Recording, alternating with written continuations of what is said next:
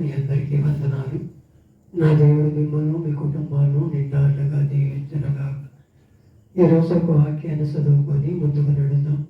Bible నుండి తీసి చదవడానికి ఇష్టపడండి. దేవుడు బిడ్డైన దేవుని జీవించుకోండి. ఈ రోజంతా ఆరాధనని జయకరంగా జరిగించి ఈరోజు సాయంత్రం కూడా మీ అందరిలో ఉండటానికి ఆయన ఇచ్చిన ఉచితమైన కృపను బట్టి నేను ఎంతైనా స్తుతిస్తున్నాను. మీ అందరినీ కలిసి మీతో కొన్ని మాటలు పంచుకోవాలని ఆయన కృపను బట్టి మనం ముందుకు సాగుదాం. అలాగే హెబ్రీ పత్రిక 3వ అధ్యాయము 12వ వచనాన్ని చదువుతున్నాను. అందరూ కూడా బైబిల్ తీశారు అంటే హెబ్రీ పత్రిక 3వ అధ్యాయము 12వ వచనం. సహోదరులారా, దేవుని విడిచిపోవునట్టు మీ విశ్వాసం లేని దుష్టలదై మీలో ఎవని ఏదైనా ఒకవేళ ఉండునేమో అని జాగ్రత్తగా చూసుకోనని అంటున్నాడు. సహోదరులారని చక్కగా బోధిస్తున్నాడు. జీవము గల దేవునినంట విడిచిపెడుతున్నామంట. ఒకసారి మన హృదయాలు పరిశోధించుకోవాలి. మన హృదయాలు పరిశోధించుకొని విడిచిపెట్టే వారంగా ఉన్నామా, ఆయన హత్తుకునే వారంగా ఉన్నామా? ఒకసారి మన హృదయాలు జ్ఞాపకం చేసుకోవాలి. సంసోను ఏమయ్యాడు? దేవుని హృదయానుసారుడుగా, కొన్ని బలశాలుడుగా, కొన్ని విద్యశాలుడుగా, అన్నీ కూడా ఆయనంతే జైవీరుడుగా, ఆయన గొప్ప బలశాలిగా పేరొందినవాడు. రాను ఏమైంది? ఆయనలో అహం పెరిగి, గర్వం పెరిగి, పాపం చేయటానికి దాసుడైపోతాడు. అందువలన దేవుడు ఏం చేశాడు? ఆయన్ని దుష్ట ముగ్రములకు అప్పచెప్తాడు, దుష్టులకు అప్పచెప్పి కళ్ళు నేత్రాలన్నీ పీకేసేదాకా ఆయన దేవుని వింటో తెలియదు. మనం కూడా అలా ఉంటున్నామేమో ఒకసారి మన హృదయాలు పరిశోధించు.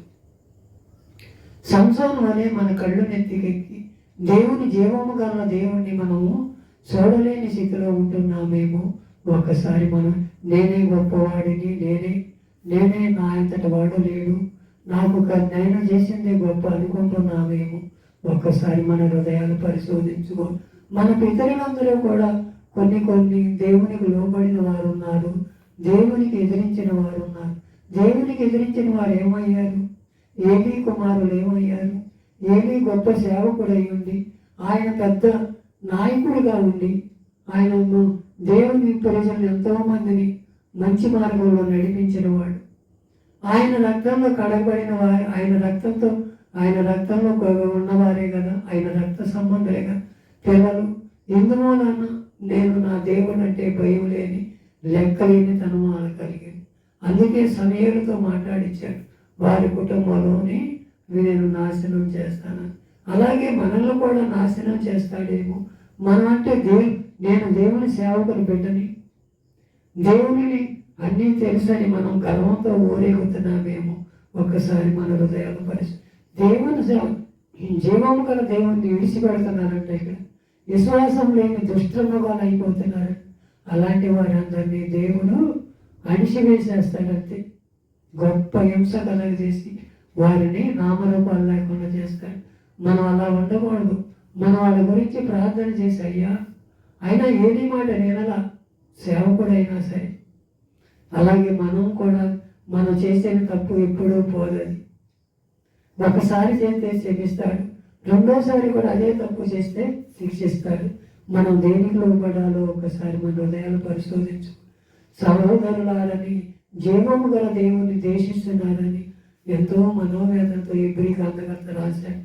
విశ్వాసం లేని దుష్టముఖం ఎవరి నేను ఒకవేళ ఉండనేమో జాగ్రత్తగా చూసుకోండి, జాగ్రత్త ఎన్నిసార్లు హెచ్చరించినా మనం అదే బాటలో నడుస్తున్నామే.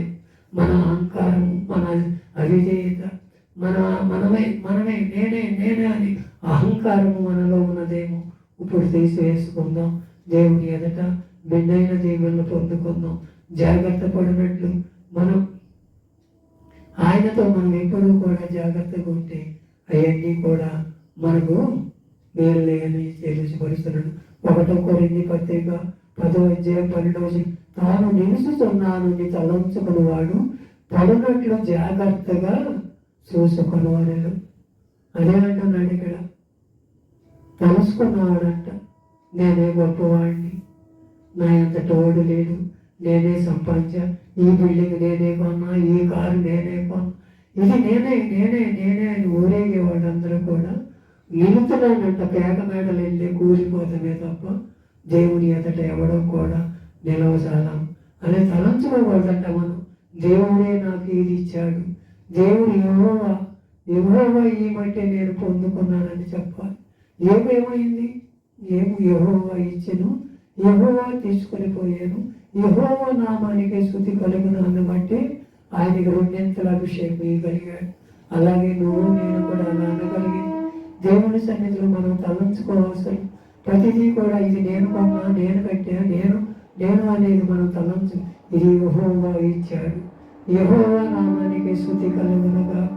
నా ప్రవర్తన బట్టు, నా ఆలోచన బట్టు వచ్చింది కానీ ఇది దేవుడిచ్చినది, దేవునికి చెందాలనే ఆలోచనలో మనం ఉండాలి. అదే ఉంటే దేవుడు దీవిస్తాడు. జాగ్రత్త పడాలంట. మనం ఏ విషయంలో జాగ్రత్త పడుతున్నాము ఒక్కసారి మన హృదయాలు పరిశోధించుకోవాలి. లోకా సువార్తమానం 17:3 మీ విషయమైతే మీరే జాగ్రత్తగా ఉండుడి, మీ సహోదరుడు తప్పిదము చేసిన అతన్ని గద్దించము, అతడు ముందు పొందింది అతన్ని క్షమించమంటున్నాడు. అతను మారు మనసు పొందాలంట. మన కుటుంబం అంతా, జీవితం అంతా కూడా మనం వ్యర్థమైపోతున్నామేమో, మన కుటుంబాల్లో ఎవరూ కూడా మన మాట వింటలేదేమో, వాళ్ళని దేవుడికి అప్పచెబుదాం. వాళ్ళని గద్దించి బుద్ధి చెబుతాడు. మనం కూడా ఒకసారి ప్రార్థన చేద్దాం వారి గురించి. మనం అందరం కూడా నిత్యరాజ్యంలో కనపడాలని ఆయన కోరుకుంటున్నాడు. ఆయన సహోదరుడు తప్పిదము చేసిన ఎడల మనం ఆ తప్పులు ఆయన ఎదుట చెప్పి, అయ్యా ఇతను ఏదో తెలిసో తెలవ చేశాడయ్యా, ఈ బిడ్డను క్షమించయ్యా, ఇతను మారు మనసు పొందాలయ్యా, రక్షణలోకి రావాలయ్యా, నిత్య జీవం పొందాలయ్యా, నీ బిడ్డను కనికరించాయని మనం దేవునికి అప్పచెబుదాం. ఆ విషయంలో మనం దేవుని మనమే జాగ్రత్తగా చూసుకొని మన కుటుంబాలు మనమే జాగ్రత్తగా కట్టుకుందాం, మన జీవితాలు మార్చుకుందాం. సహోదరులారా, దేవము గల దేవుడిని విడిచిపెడుతున్నారేమో, విడిచిపెట్టగా ఆయన హత్తుకొని ఆయన పాదాలు పట్టుకొని బతిమాడు, అయ్యా ఇక మీదటి చేసిన తప్పు మేము చేయమయ్యా, ఇప్పటి వరకు తెలుసో చేసిన తప్పును మమ్మల్ని క్షమించయ్యా, నీ చిత్తానికి మేము లోపడతామయ్యా, నీ చిత్తంలో మేము ఉంటామయ్యా. అయ్యా మా సహోదరుని, మా కుటుంబాలన్నిటి కూడా నీ చేతులకు అప్పగిస్తున్నామయ్యా, నీ చిత్తంలో నడిపించిన ఆయన. రక్షణ లేని వారికి రక్షణ, మారు మనసు దయచేయను ఆయన. నశించిపోయిన తన నీతికి రక్షించడానికి ఈ లోకానికి వచ్చానంటున్నావు. నీ బిడ్డల్ని కాపాడయ్యా, నీ బిడ్డల్ని రక్షించయ్యా, నీ చిత్తంలో నడిపించమని అయ్యా, నీ చిత్తానికి మేమందరం లోబడే కృపను మాకు దయచేయమని నా తండ్రి, కుమార, పరిశుద్ధాత్మ నామమున ప్రార్థించి విన్నవించి వేడుకొనుచున్నాము తండ్రి. ఆమేన్.